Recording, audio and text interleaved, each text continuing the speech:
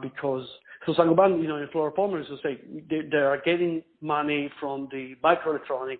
They are getting money from the successful application in the past, and they are investing in the emerging one. And for a small player, local player, that will not be possible. That's why Saint-Gobain, in a way, is staying as a technology leader in the fluoropolymer molding and processing. Okay, so that's very helpful, and maybe we can spend a few minutes. Let me just check here. I see we're at 25 minutes past the hour. If we were to go 5 or 10 minutes past our scheduled end of the call time, is that acceptable for you? Or no problem? Okay, great. Yeah. So earlier on, you mentioned a couple other companies. I believe it was Savalex and also Performance Plastics. If you could spend a couple minutes talking about their strengths and weaknesses, that would be great. Okay, so I don't know them very well.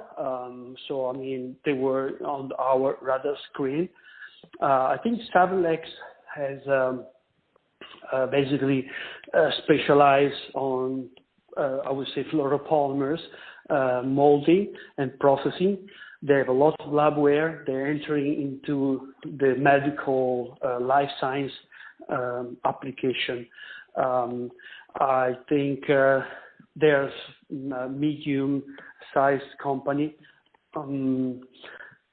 I think maybe their limitation could be the breadth of type of products they can offer. But definitely on Teflon PFA and other thermoplastic polymers, fluoropolymers, I think they are competent, and what I saw, they touched a number of applications, so they developed their market. They've done already a good job in growing based on that knowledge.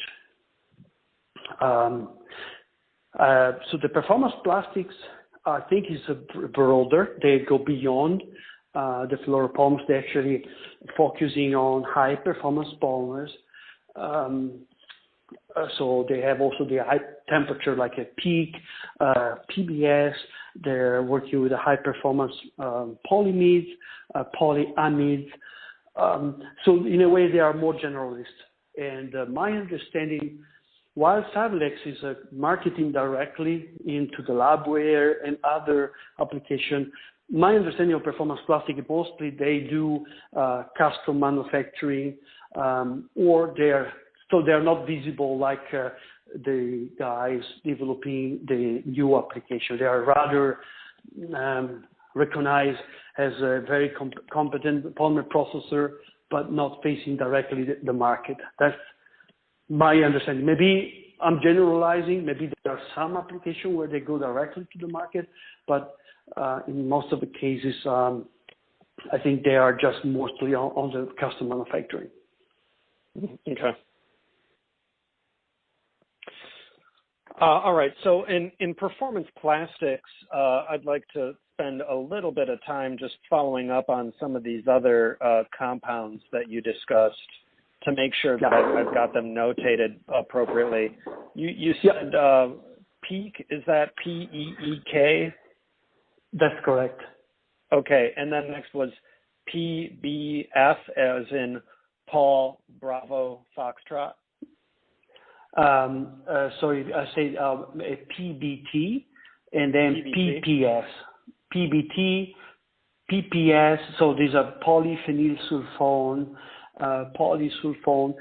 I mean, I would call them, the high performance polymers, non-fluorinated. And you can Google them. There is maybe 20 of them.